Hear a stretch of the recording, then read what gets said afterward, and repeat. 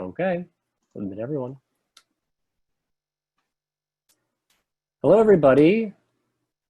Hi, everyone. Welcome.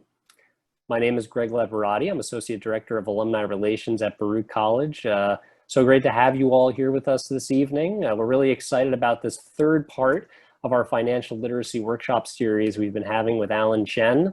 Really excited about this one in particular because the topic is super interesting and relevant to so many of us.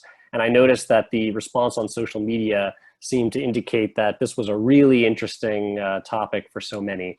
I'm Zooming from Astoria in Queens. Feel free to put in the chat bar where you're Zooming from. It's been great to see alumni joining us from all over the world for these, Europe, Asia. So it's just been really cool to see where people are joining us from. We have Baruch alumni all over the world.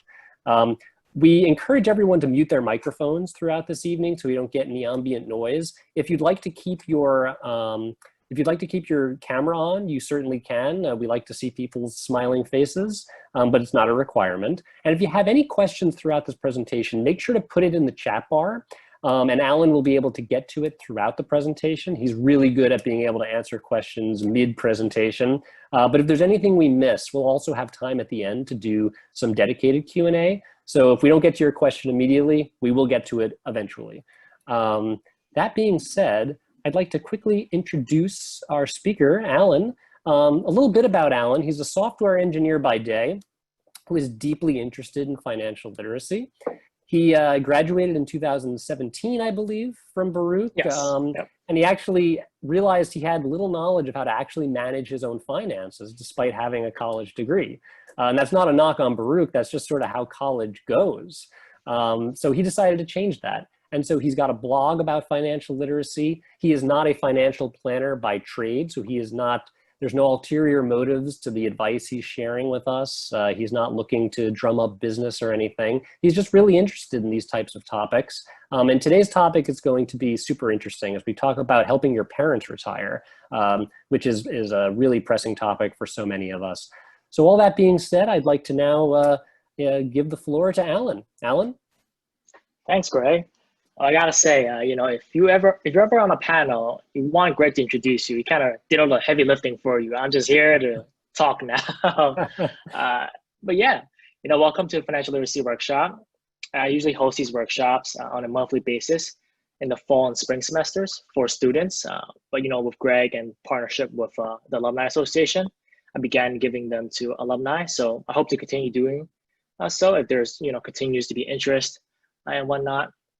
I do run a blog on the side, tomoonfund.com, where I just write about personal finance and retirement. And today we're going to be talking about helping your parents retire. Especially as a first-generation college student, it's difficult, right? Especially if your parents have not gone to college. Usually it means that they come from a low-income background. And it's not the most ideal setup for retirement.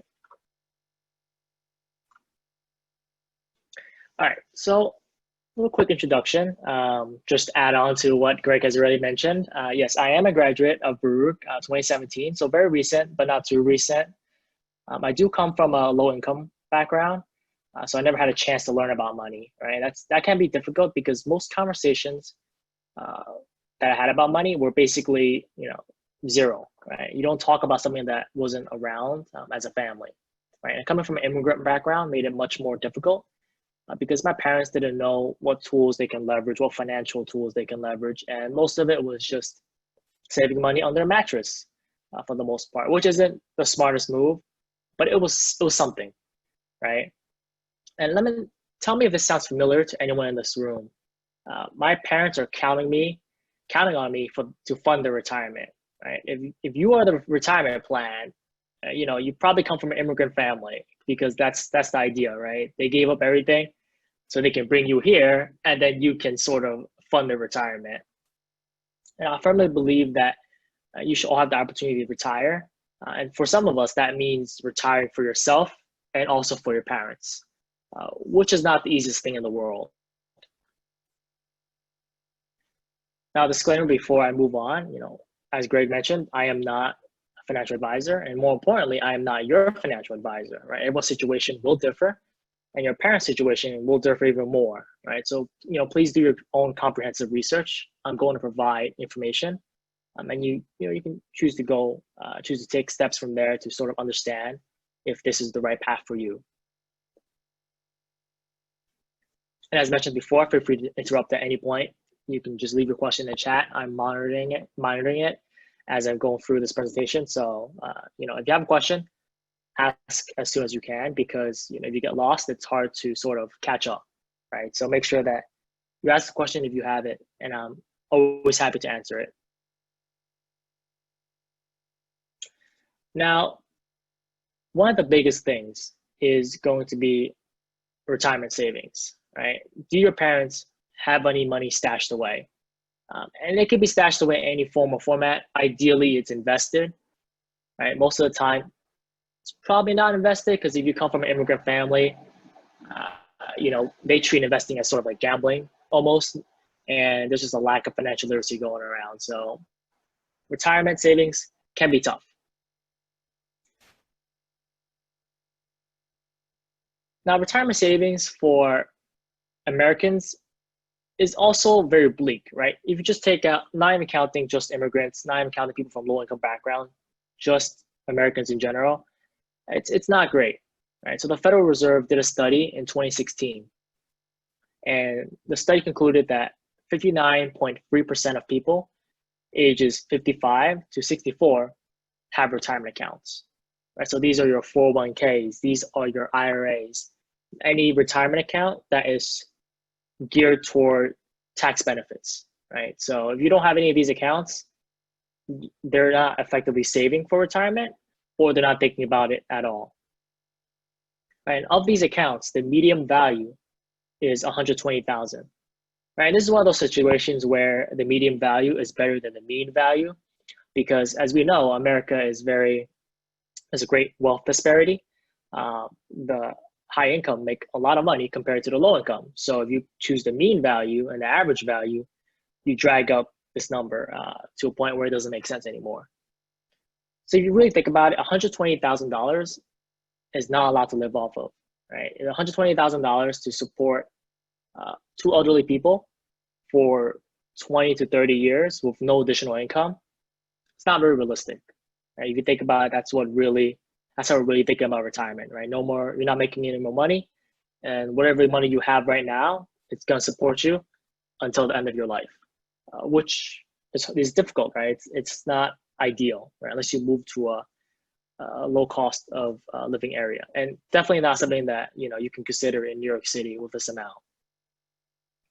Now, immigrant parents, generally speaking, are not going to have any retirement savings, right? They're not going to have a pension. They're not going to have a 401k. If you're lucky, a lot of immigrant parents, what they focus on is purchasing a home, right? So maybe that is around, but otherwise, chances are, if you come from a low-income immigrant family, you're not going to have any retirement savings, which will make it, it'll make it hard, right? It's the conversation is going to be hard to have, but it's one of those conversations you have to have. Now, I want to take a moment to think about your expectations, right? You want to, gauge what parents, have told, their children when it comes to retirement. Have they told you, you're going to be a retirement fund? Have they explicitly said that? What are their expectations, and what are your expectations? You want to make sure that you're aligned, because before they retire and actually just hang up their full-time job, you want to have this conversation, right? You want to talk about feelings. You want to talk about what they're thinking of and what you're thinking of, because expectations will vary widely depending on your income and cultural background, right? If you're raised in a strictly American culture, chances are your elderly parents are expected to take care of themselves. Right? If, like me, you're raised in an East Asian culture, we're expected to take care of our elderly parents, and they pretty much follow us along, right? They're not going to go to a retirement home. They're not going anywhere else.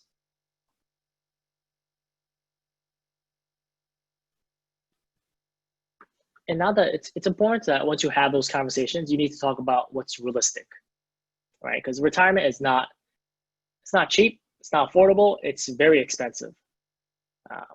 And that's why most people unfortunately never retire.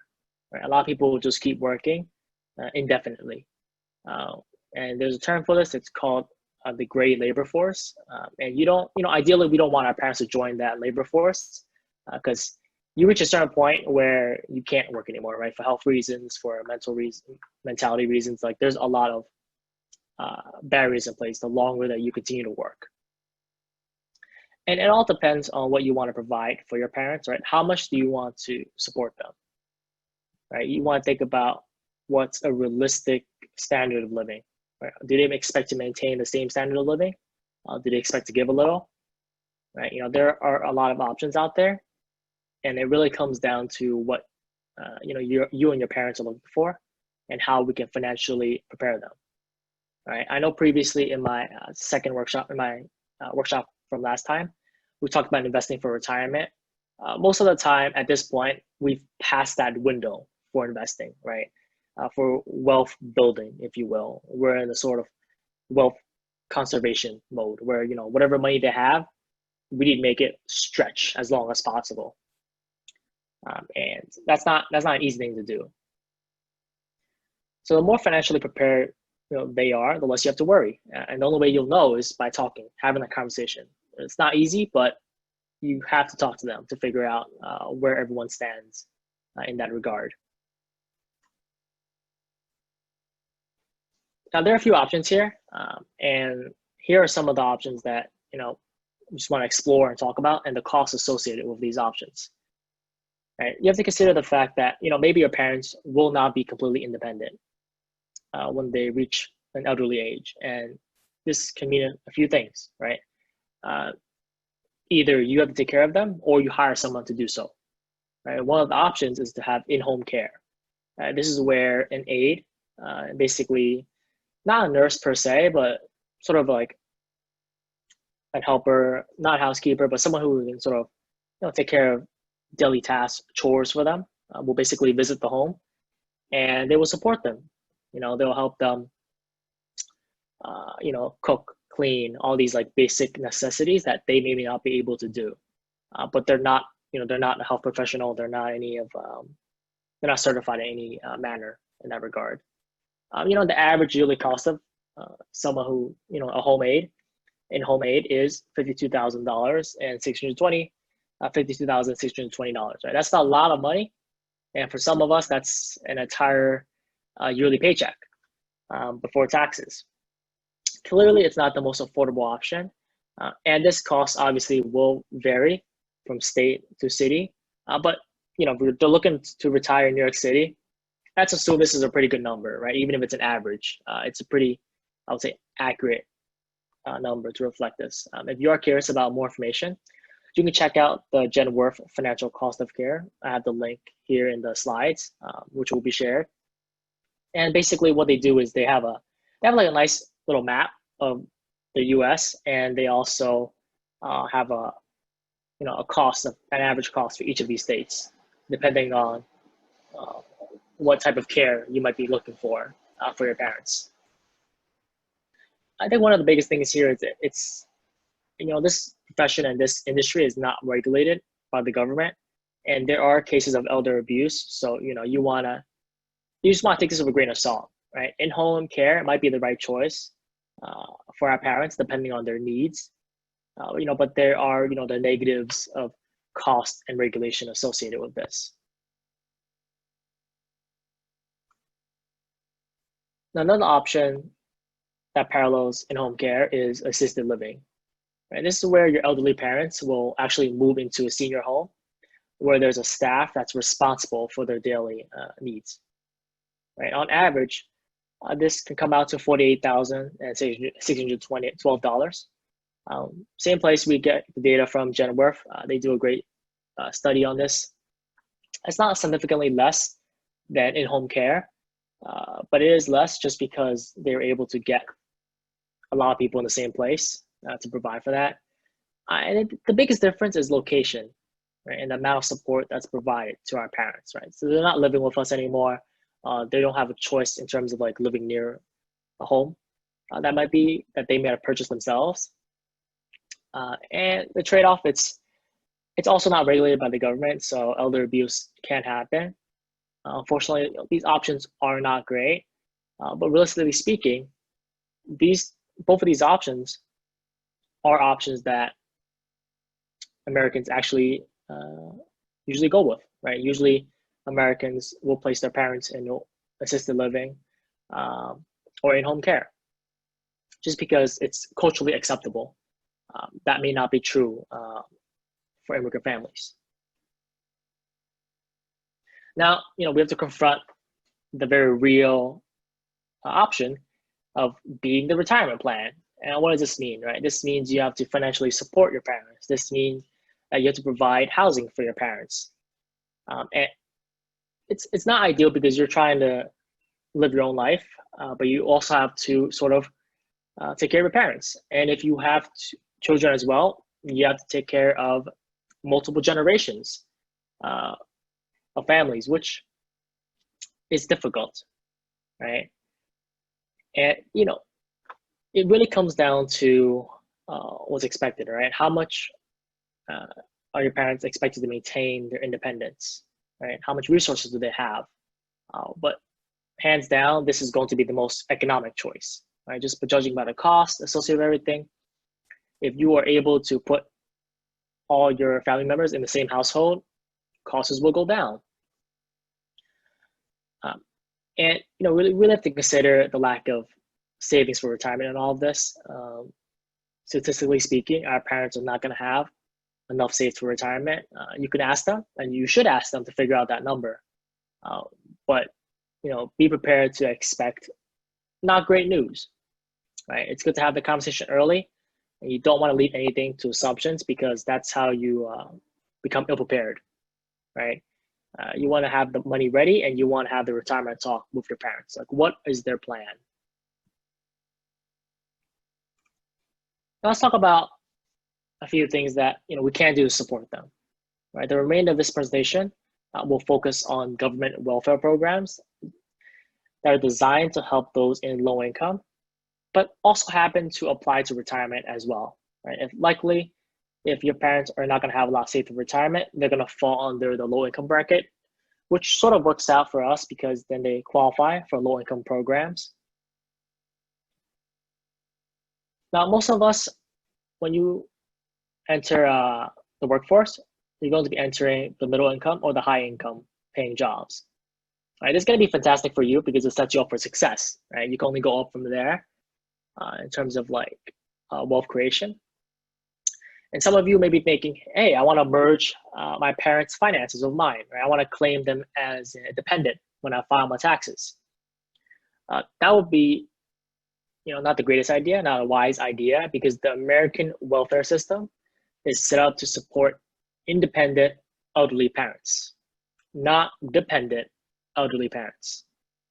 Right? So to be clear, if your elderly parents, if you decide to claim them as dependents when you file taxes, what that means is that you're telling the US government, hey, don't worry about it. I'm going to support my parents so you don't have to provide any support to them, right? And that doesn't really work out for you because ideally you want to get as much support for your parents as possible. Right? And the government, if they're willing, you should try to get support for them. When our parents retire, you might want to think about the fact that they're going to be entering a lower income bracket, right? If they're not making a lot of money before, when they withdraw from their retirement accounts, chances are it's going to be lower, right? That's true for most people and probably will be true for our parents as well.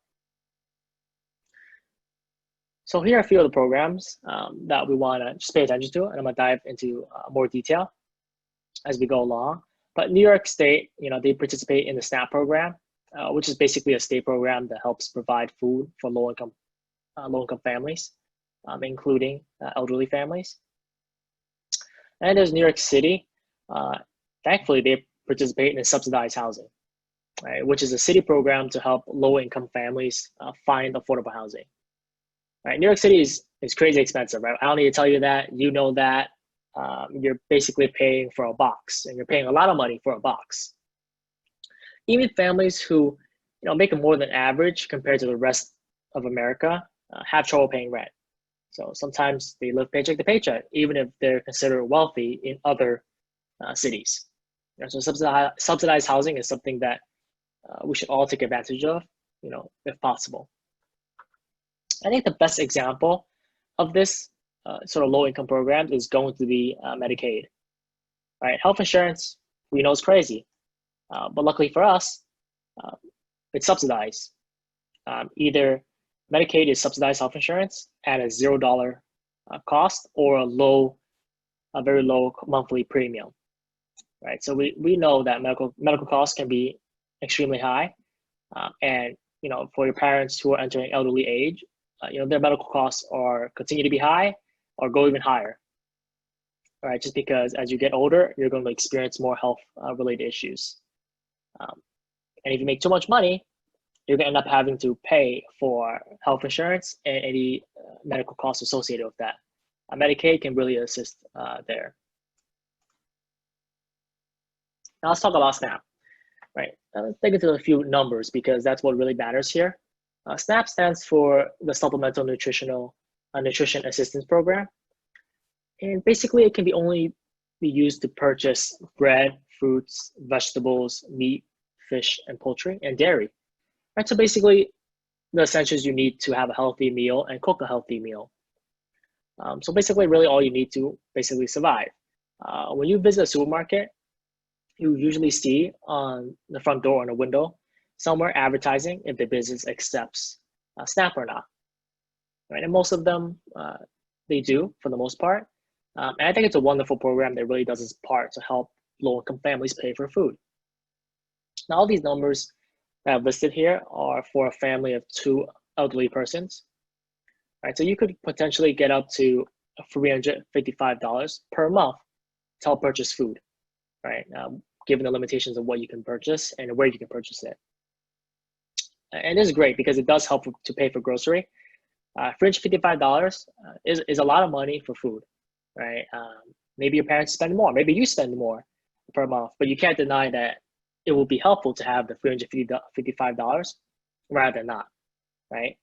And the yearly gross income, the only requirement is that, one of the requirements is that they make less than $33,816 per year. And if you come from a low-income family, chances are your parents would easily meet that requirement. And obviously, you have to decide if you decide to combine financials with your parents, they're going to be likely priced out of the SNAP program. And it's just one of those things where I recommend, where I personally would not combine my finances with my parents. But the goal isn't to have your parents live off of just $355 per month when it comes to food, right? That's $355 plus you supplement as necessary from your own pocket to pay for the groceries, right? And remember, this program isn't strictly limited to elderly people, right? If you find yourself in a low income situation for whatever reason, especially given our circumstances and times now, it's a great program to help you get by, right? And I've linked the official New York website below. And if you can apply there if you need to. They say you only need 60 minutes to apply. So feel free to check that out when you have some time. Next thing I want to talk about is subsidized housing, right? Diving into more details there. Rent and housing in New York City is absurd. We know that. And this is what New York City has done to sort of offset that absurdity. There are basically 2 lottery programs and wait lists. I have listed both programs in the description of this slide. That's a question, up to $355 a month for one senior. I thought it was a max of $194. So the numbers could have changed. It's 2 seniors, right? It's for a family, right? $355 for the family, not for one person, right? So the numbers do get updated from time to time. I pulled this number, I would say like a month ago. So it could be updated, but the easiest way to check is going to the SNAP website and they will have those numbers listed out. But it will vary, right? You're not guaranteed to get the $355 max. Yeah, so definitely check out the table before you apply, assuming that the table will be updated and will be adjusted from time to time for inflation and budget from the state. All right, subsidized housing, right? So there are two lottery programs, as I mentioned. I've listed them both in the description. It's definitely recommended to apply to them if you meet the qualifications. But basically, from my personal experience, this meeting is being recorded and will be emailed out. Yes. From my experience, my grandparents basically applied for one of these lottery programs, and they waited a whole decade to actually even enter these buildings and start paying low rent. And I think it's worth it because they ended up paying $300 to $400 in rent each month, and that's super low, right? Department of Aging also has a housing list. Yeah, definitely check it out, right? There is going to be a housing list across the board, and you want to check out where the subsidized housing is being offered. And some of them are offered strictly for elderly people, but we'll focus on low income just because more people can meet that requirement. Now, it's important to keep in mind that these buildings are designated for low income families, and that has certain implications, right? There are negative connotations with that, and not all neighborhoods are created equal, right? So just be sure to do your research into the lottery program and into the buildings that qualify. Yes. You gotta wait a long time. My personal experience, it did take a decade for my grandparents to qualify, right? So if your parents are nearing retirement, apply now, right? The link is there. I have it in this a PowerPoint, so definitely apply, or you can just Google, right? You should apply as early as possible. And just give an idea about where, how much rent can cost. I pulled this number from one of the apartments. Obviously, it will vary depending on the building, neighborhood, and your situation. But for a family of two, with $34,160 annual household income, rent for a one bedroom can be $589 per month. Right? It's not, if you think about it in retrospective, it's insanely cheap, right? For a one bedroom apartment, it's a great deal. So definitely something to consider and something to really think about.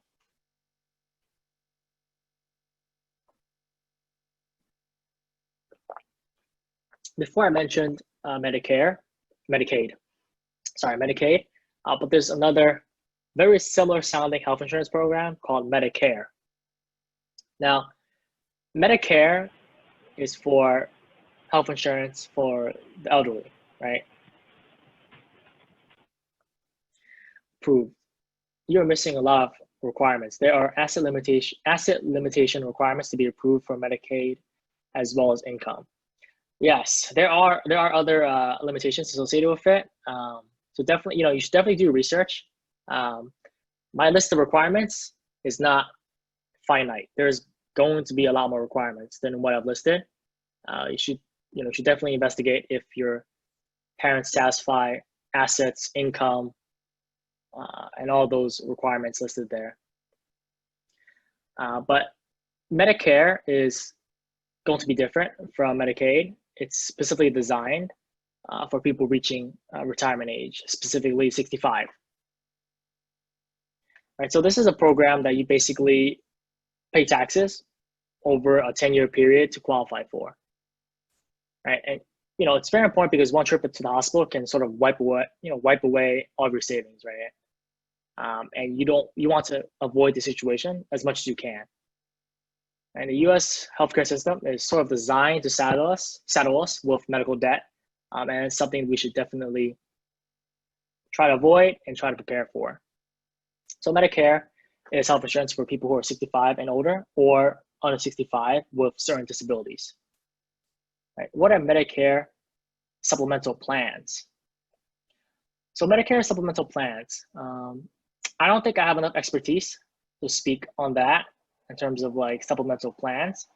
Are you talking about the difference between Part A, B, C, and D? Or is this something else you're talking about?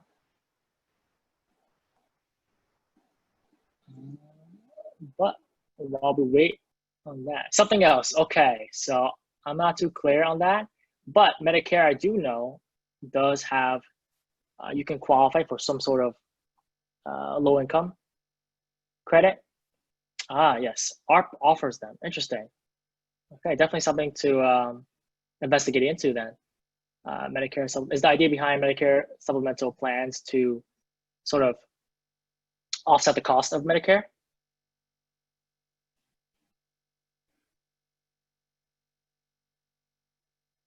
Oh, Medicare supplemental plans cover the rest of the 20% in different ways. Got it. Okay, yeah, Medicare. Yeah, Medicare is very, unfortunately, it's very complicated. So I'm not gonna be able to cover it in this one single slide. There's different parts to it, but that definitely sounds correct to me. But for what I can cover, basically Medicare, hospital insurance is free, right? If you paid Medicare taxes for 10 years, right? So you have to make sure that your parents are paying these taxes, otherwise they won't qualify, right? And hospital insurance, the difference being is that, you know, it's difficult to define the difference, but for those of you who aren't familiar, also for our immigrant families, it's important that they file the taxes to ensure, yes, yes. This is a big thing because a lot of immigrant families, they get paid under the table, which is not great for these sort of Medicare, Social Security programs because then you don't qualify for them.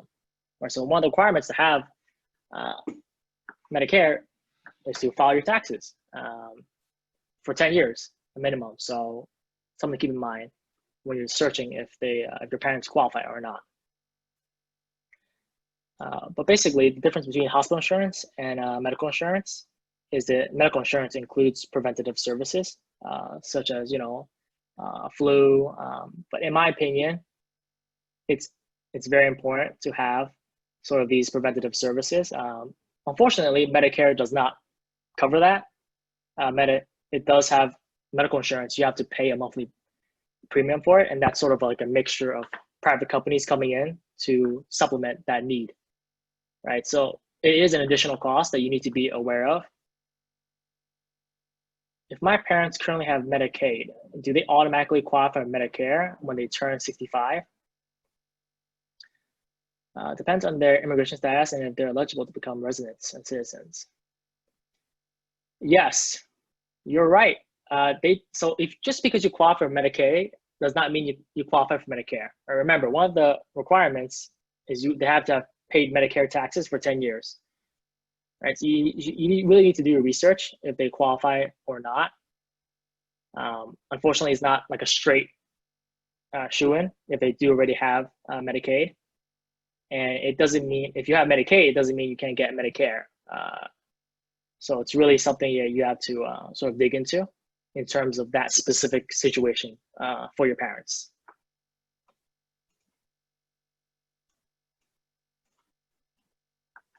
Now, someone was talking about before, they mentioned SSI, which is Social Security income, right? It's very much tied into Medicare, not exactly the same requirements to qualify, but it is the largest welfare program in the United States. And after the age of 62, you have the choice to sort of claim a monthly paycheck from the government. And that monthly paycheck is determined based on your lifetime earnings, right? So if your parents were making minimum wage for their entire life, this paycheck isn't going to be very large, but it's going to be something, right? You definitely want to claim it once you have the opportunity. But it's very important to note that the age you claim it will affect the amount you receive from this paycheck until the end of life, right? So the earlier you claim it, the less you'll receive. The later you claim it, up to the age of 70, the more you'll receive, right? So there's a benefit age sort of trade-off there. Now, one of the things is that similar to Medicaid, you have to work, Medicare, you have to work a minimum of 10 years and pay taxes, right? And I think one of the easiest ways to actually check if they've been paying these taxes is to look at their W-2 forms, or basically look at their tax forms if they have any, and look for if they've been paying SSI taxes. But one thing to keep in mind is that the income here is taxed, right? So just because you receive it doesn't mean like it's tax-free, it's gonna get taxed. And another thing to note is that there is a sort of like an important year that we all should be aware of when it comes to Social Security, and that is 2034, right? The Social Security Administration publishes a report every year, basically describing if the Social Security income, if it's sustainable or not, right? Right now, by 2034, they expect it to decrease by 24%, right? So if you're getting $100, they're expecting you to receive $76 instead. Just for a frame of reference, last year, they said by 2034, it would decrease by 21%. So the situation is gradually getting worse over time, is how I would put it. And this is a combination due to people living longer and a growing elderly population, right? So there's not enough money to go around, essentially. My mom worked for 15 years and then she was laid off. Does she qualify for Social Security? It depends. Has she been paying taxes for those 10 years? Has she been paying Social Security taxes? If so, the best way you can check, and the easiest way you can check, is to go on the Social Security website and create an account for her. When you create an account, you're gonna see basically all the years that she has filed taxes and the income for all those years, and they will try to project how much she will receive in Social Security income. So for everyone here, even if you're not getting close to retirement, for yourselves, be sure to check out the Social Security government website and just sign up for an account, because they're gonna have all the information you need for qualification, if you don't qualify, why you don't qualify, and so on. If you start claiming Social Security before 2034, will income still be decreased? That's a tricky question.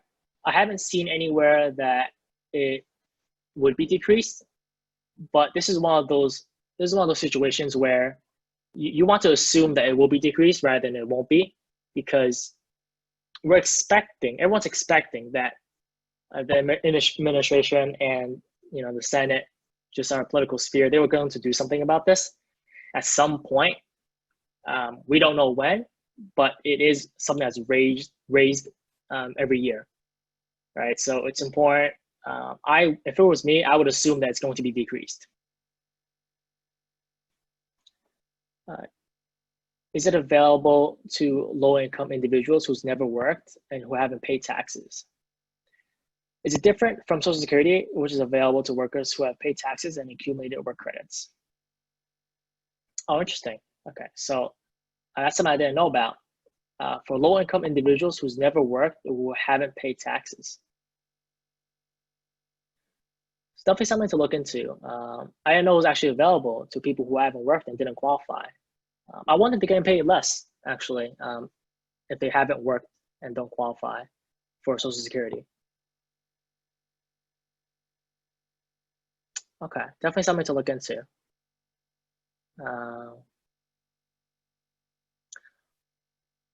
Someone asked the question, what is the maximum amount of Social Security payment that can be awarded? So Social Security, they collect taxes up to a certain income level. And I believe that number is like $130,000, $40,000.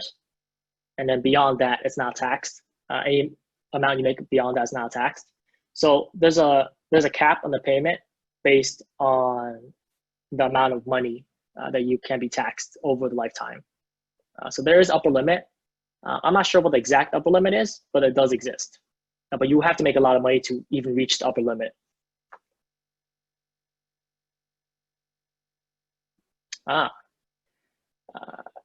The total monthly payout varies if you're a resident, legal permanent resident, or a citizen. Interesting. Okay, I wouldn't be surprised if it does vary, But for all of those who are trying to figure out what your payout is, best ways to, or your estimated payout, the best way is going to be signing up on the Social Security government website. But I haven't seen any legal reading on that or anything from the Social Security Administration. But I wouldn't be surprised. There's a lot of information to digest for this. Oh, there you go. I'm definitely gonna check out that link when I have some time after this. Supplemental Social Security. Oh, okay, interesting. All right, so a few things I want to point out here is that I think it's clearly obvious in the chat already, but some of these programs do not require, U.S. citizenship. A lot of people have mentioned, legal residency in the chat already. So, at a minimum, they would require legal residency to qualify for these, and sometimes maybe not, right? It depends on what you're looking at. And I know this is like a tough topic for a lot of people, but I think it's something to, be aware of. It's better to figure out if you qualify and apply rather than just assume that you're not going to qualify.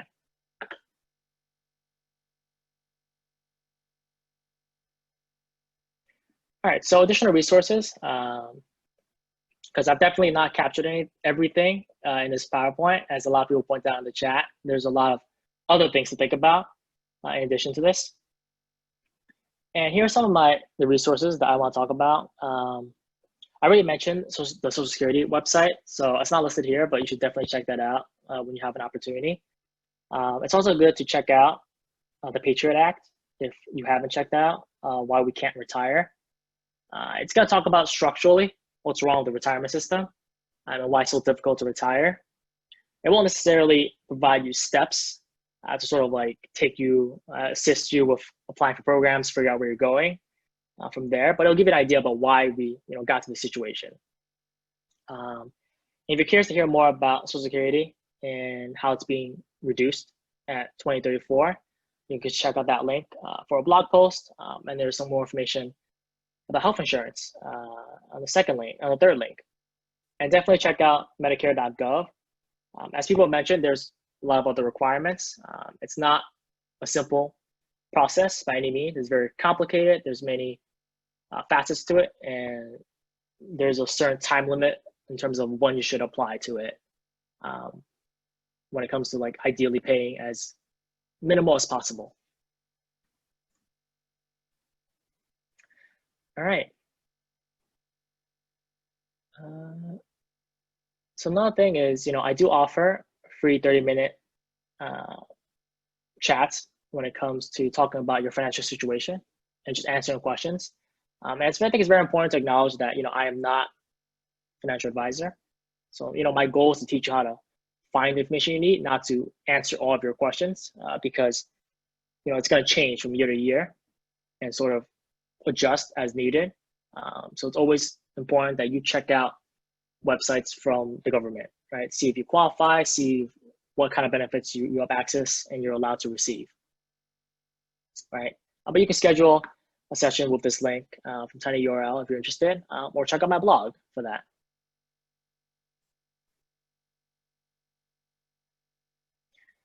All right, well, this concludes most of my presentation. I'm not sure what my next workshop will be about, but it will be about something at some point with the Alumni Foundation. But you can check out previous videos that I have up with the Career Development Center at Baruch. Feel free to email me as well. And I think there's a lot out there that we can do to support our parents.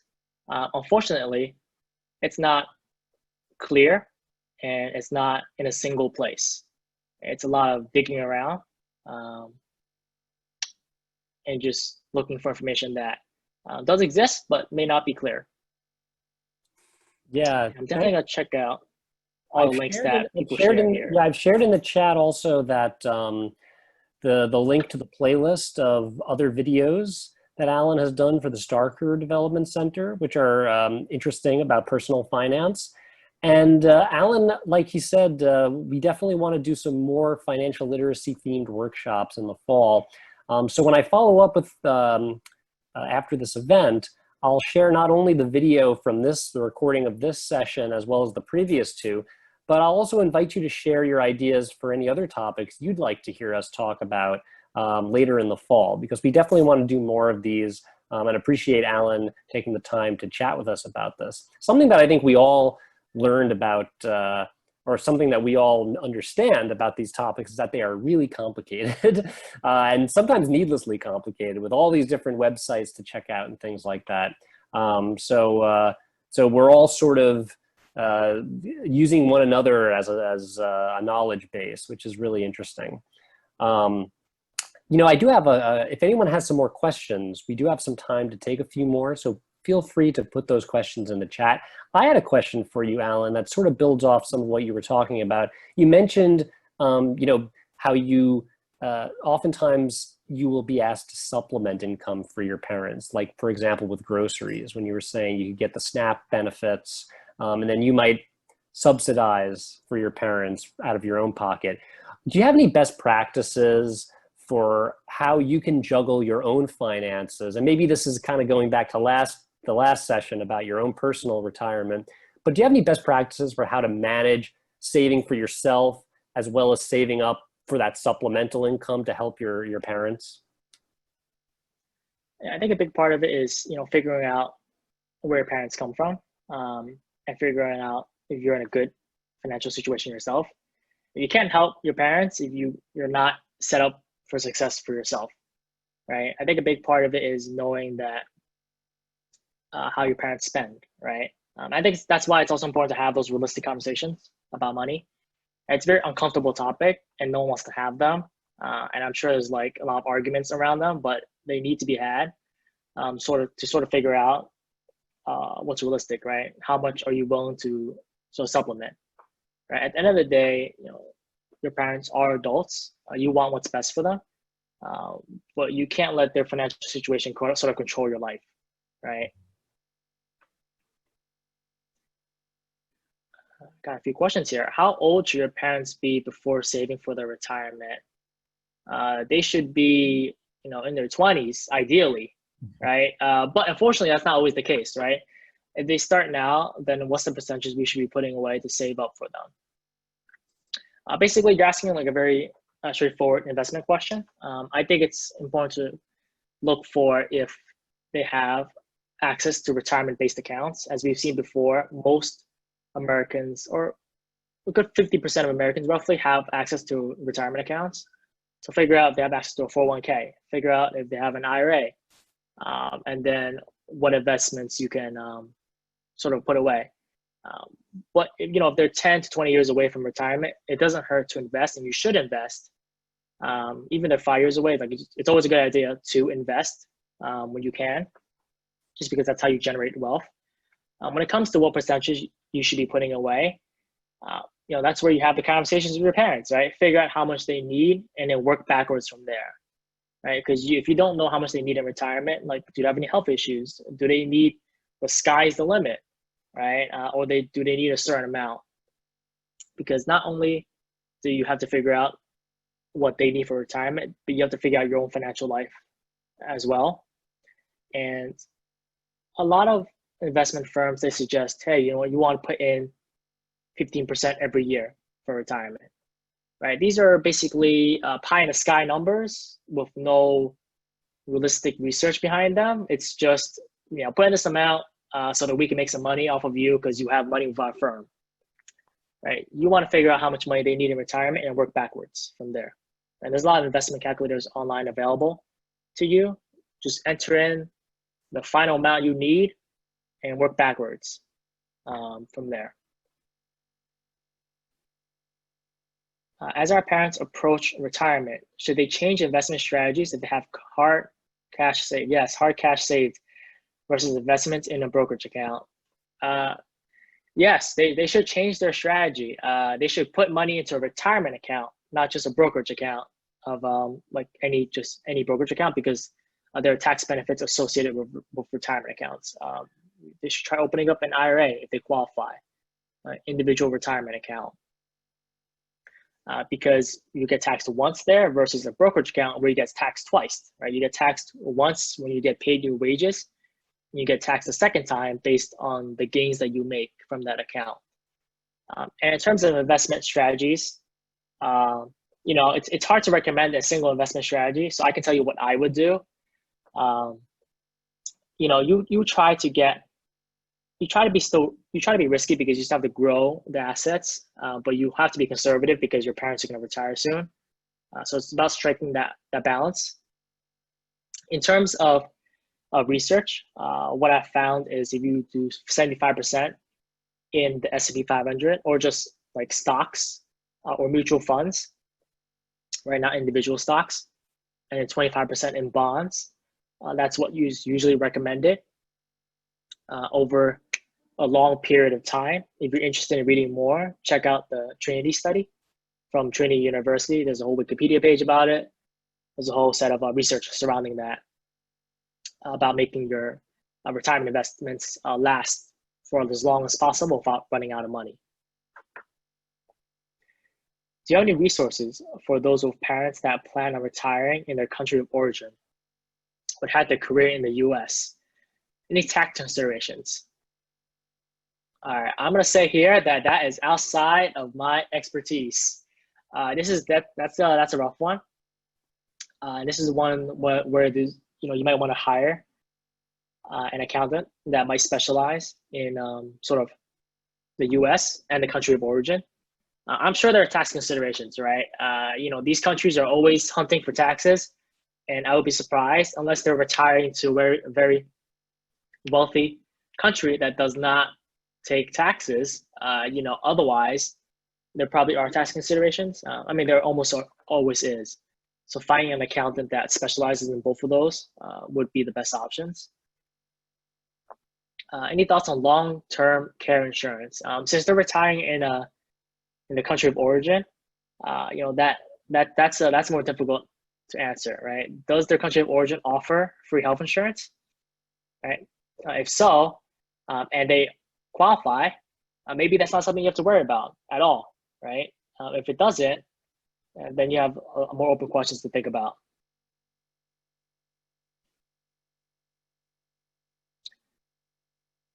All right, I think that's all of those questions. Great questions. That's an interesting one about retiring to their country of origin. That might warrant a blog post at some point. Well, maybe it'll be a blog post for every country. That's right. That's right. Monaco has no CAT taxes, right? Maybe if their country of origin is Monaco, they can head over there. Thank you everyone for joining us. Really appreciated everyone's engagement. Alan, thanks so much for sharing all this insight. And I wish much luck to everyone as we all sort of see our way through this financial journey that we all have. I recommend you check out the previous recording of the second session, which I'll share with you guys in our follow-up email, where Alan talked about investing for retirement for your own self personally, which also had a lot of really great tips. We got one more question here. What was the stock bond percentage again, Alan?